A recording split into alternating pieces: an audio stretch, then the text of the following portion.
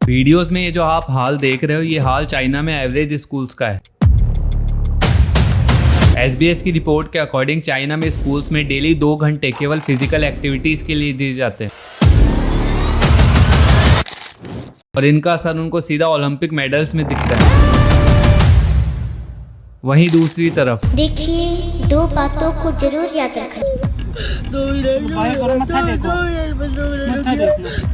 Mummy खाना बनाती है गरम गरम, खुद नॉनवेज नहीं खाती रहती, मेरे लिए चिकन बनाती है। अभिनव अरोड़ा इतना मूर्ख लड़का है वो।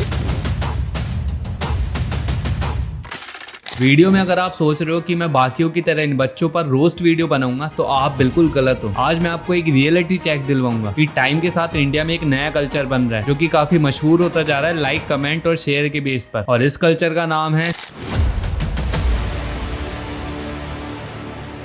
किड्स बाबा कल्चर।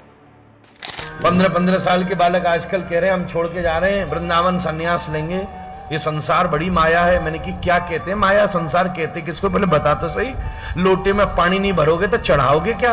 अरे त्यागने योग्य कुछ पाया है जो त्यागोगे? है तो है ही नहीं, छोड़ोगे किस वस्तु को? 10 रुपया की नोट नहीं जेब में और कह रहे हो हम सब छोड़ के बाबा जी बन गए। बताओ, पहले रहते थे 100 गज के कोठी में और अब बाबा जी बनकर के 3 एकड़ का आश्रम संभाल रहे हैं। पहले 5 परिवार को छोड़ा, अब 500 चेलान को संभालने, क्या फायदा हुआ हमारा? ये है अभिनव, जिनकी एज है केवल 10 साल। अभिनव अपने आप को एक स्पिरिचुअल गुरु बताते हैं। अभिनव के सोशल मीडिया पर काफी अच्छे फॉलोअर्स है, इसलिए इनको प्रमोशन भी काफी सारे मिल जाते हैं। और इंडिया में तो ऐसे किड्स बाबा की लाइन लग चुकी है। क्या आपको लगता है 10 से 12 साल के बच्चे जिनमें इतनी समझ होगी कि वो अपने आप से ये सब चीजें करते होंगे, क्या इनको सच में पता है कि कुछ पैसों और फेम के लिए इनका पूरा बचपन दांव पर लगाया गया है? यज्ञ में समिधा डालते हुए नाम लेने को आप पूजा कहते हैं देवराजेंद्र। चरणों में फूल चढ़ाने को आप पूजा कहते हैं देवराजेंद्र। हाथ जोड़कर शीश नवाने को आप पूजा मानते हैं? नहीं देवेंद्र, ये पूजा नहीं है। पूजा तो दिखावा ना करने का दूसरा नाम है। अच्छे विचार है पूजा, अच्छे कर्म है पूजा, दूसरों की सेवा और परोपकार का दूसरा नाम है पूजा। केवल अपने लिए नहीं, अपने चहुं ओर बसे हुए संसार के लिए जीना, ये है पूजा। किसी और की पीड़ा में तड़प उठना है पूजा। और मुझे खेद है देवराजेंद्र कि आप पूजा, पूज्य और पुजारी के अर्थ को ही भुला बैठे। जहाँ पेरेंट्स अपने बच्चों को ओवर द टॉप एक्ट करने की मजबूर करते हैं। मुझे भी बोलते थे अभी तो ये छोटा है, आपने इसे कहाँ लगा दिया, क्यों कर रहा है ये सब कुछ। अब पता है वो जो लोग पहले ये सब कुछ बोलते थे ना अभिनव को, अब वो आते हैं और अभिनव को कहते हैं आपके साथ एक फोटो खिंचवा ले, तो वो मुझे लगता है कि जो चाहिए था ना हमें वो मिल गया। जहाँ उन छोटे छोटे बच्चों को किड्स बाबा के रूप में दिखाया जाता है और जहाँ बच्चों को समझाया जाता है कि तुम्हें अब लाइफ में आगे एक स्पिरिचुअल गुरु बनना है। औलाद की खातिर किसी का हक मत खाओ। औलाद काबिल हुई तो खुद कमा लेगी और नालायक हुई तो आपका बना बनाया सब जाया कर। बड़े लोगों की तरह ही उनका ड्रेसअप करवाया जाता है जो कि उनकी एज से बिल्कुल भी मैच नहीं करता है। आप क्या लेते हो? तो हम आपसे, आप सभी लोग से एक दक्षिणा लेंगे, एक धन लेंगे हम आप सबों से। कौन कौन हमको धन देगा, दक्षिणा देगा? हाथ ऊपर करो। पहली नजर में तो हाँ ये सब क्यूट लगता है, बट ये भी सोचने वाली बात है कि इन सब का इम्पैक्ट बच्चों पर क्या पड़ता होगा। ये बच्चे जो अभी स्कूल्स में पढ़ाई, एक्टिविटी और स्पोर्ट्स में फोकस करनी चाहिए थे, वो एक्सप्रेशन, डायलॉग और वायरल होने की ज्यादा टेक्निक पर फोकस कर रहे हैं। और श्योर इन सब की वजह से बच्चों की मेंटल हेल्थ पर फर्क तो पड़ता ही है और इसी के साथ उन पर साइकोलॉजिकल इम्पैक्ट भी पड़ता है। कौन कौन हमको धन देगा, दक्षिणा देगा? हाथ ऊपर करो। वर्ल्ड हेल्थ ऑर्गेनाइजेशन के अकॉर्डिंग मेंटल हेल्थ के इशू 14 से 15 साल की एज के बाद स्टार्ट होते हैं और साइकोलॉजिकल इम्पैक्ट 18 से 25 साल की एज में ज्यादा पड़ता है। जो हेल्थ इशू हम कॉलेजेस और जॉब के टाइम पर फेस करते हैं, वो इश्यूज ये इतनी यंग एज में फेस कर रहे हैं।